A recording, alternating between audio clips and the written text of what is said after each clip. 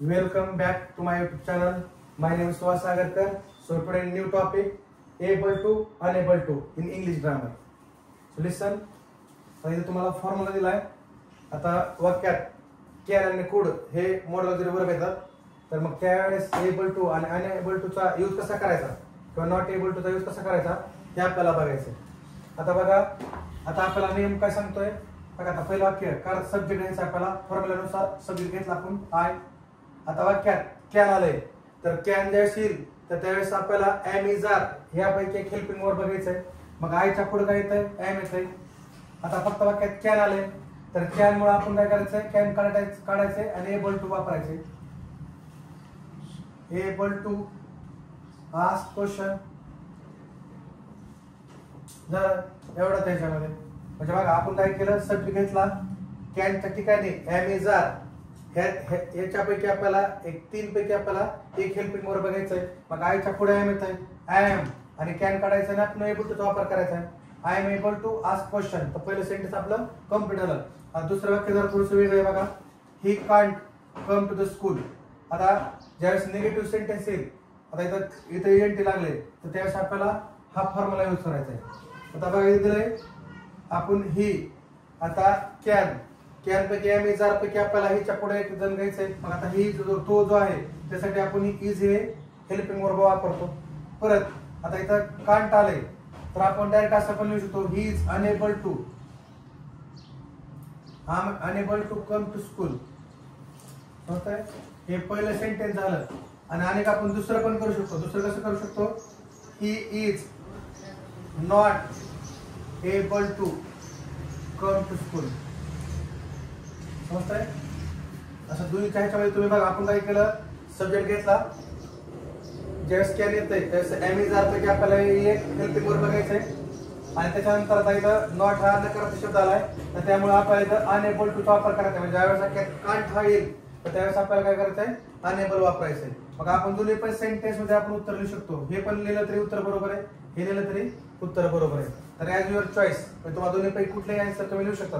आता बघा इथं पुढचं वाक्य आता हे दोन वाक्यामध्ये कॅन होतं. आता इथं खाली कुड आले. आता कुड साठी आपल्याला वेगळ्या प्रकारचे हेल्पिंग वर्ब वापरायचे. कुड जे आहे ते पास्ट टेन्स मध्ये आपल्याला वॉज वेअर वापरायचं. समजतंय? हे प्रेझेंट टेन्स मध्ये एम इज आर घेतलं होतं इथं आता इथं वॉज वेअर घ्यायचे. आता बघा इथं काही सब्जेक्ट आहे. आता इथं नियम सांगते बघा, इथं वाक्य आहे वॉज वेअर पैकी घ्यायचे एबल टू आणि रिमेनिंग पार्ट म्हणजे फॉर्म्युला स्वतः लिहून दिली स्टोरी. तर आयच्या पुढे काय येईल, इथं वॉज येईल आणि कुडच्या ठिकाणी आपल्याला काय करायचंय, able to write a letter. ह्या ठिकाणी अशा प्रकारे आपलं सेंटेन्स हे कंप्लीट झालं. त्याच्यानंतर सी कुड नॉट आस्क हिम. आता इथं कुड नॉट आलंय. मग कुड नॉट साठी आपल्याला दोन प्रकारे आपण सेंटेन्स सोडू शकतो. बघा शीच्या पुढे काय येतंय, वॉज आणि इथं शी वॉज. आता इथं लिहायचं unable to.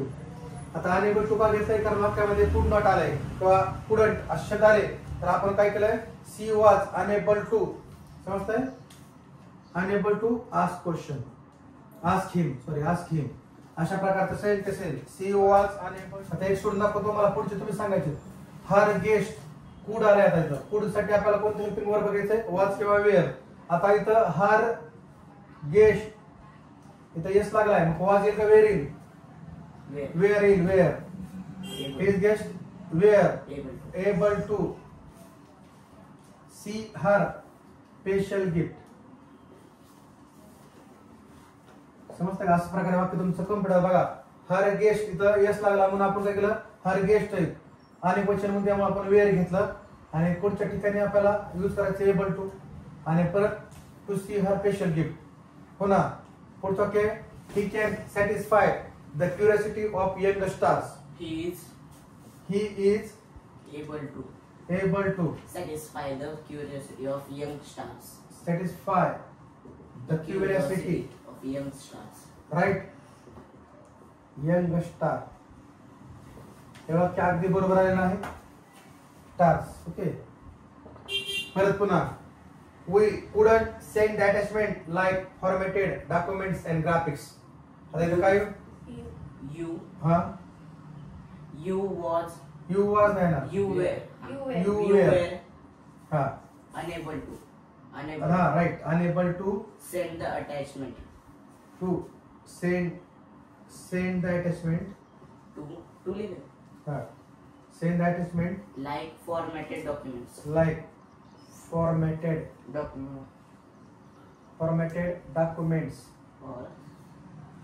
or or graphics. आणि दुसरं वाक्य आहे ह्याच्यात कोण सांगते मला?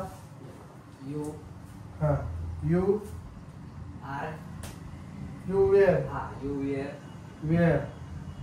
अनेबल ठिकाणी काय करायचं आपल्याला? not able. Right, not able. आणि पुढचं वाक्य आहे तसं आपल्याला कम्प्लीट करायचं. समजतंय? आता ह्याच्या लास्टचा शेवटचा करायला आपला you can send or receive the personal business related message with attachment like pictures and documents. तर इथं काय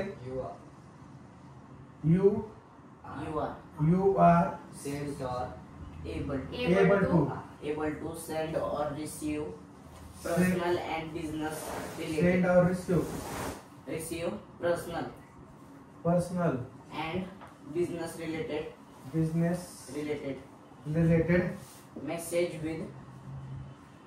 message with attachments like picture attachment or document picture or document. Or documents.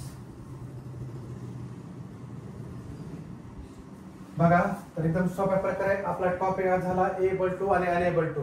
फक्त लक्षात ठेवायचंय कॅन आलं तर ॲमेझॉन पैकी घ्यायचं, जर कांट आलं तर ह्या ठिकाणी हेल्पिंग वर्ब घेऊन अनेबल टू करायचं किंवा नॉट एबल टू कधी जमतंय. कुड आला असेल तर सब्जेक्ट नुसार हेल्पिंग वर्ब वापरायचंय आणि त्या ठिकाणी वॉज आणि वेअर हेल्पिंग वर्ब वापरायचे. आणि नंतर कुड नॉट आला असेल तर अनेबल टू करायचंय. आणि अशा प्रकारे एकदम सिंपल मेथडला आपला हे टॉपिक कम्प्लीट झाला आहे. तर उद्याचा नेक्स्ट ग्रामरचा नवीन टॉपिक मध्ये आपण पुढे कंटिन्यू करूया. तर ह्या ठिकाणी झाला आपला एबल टू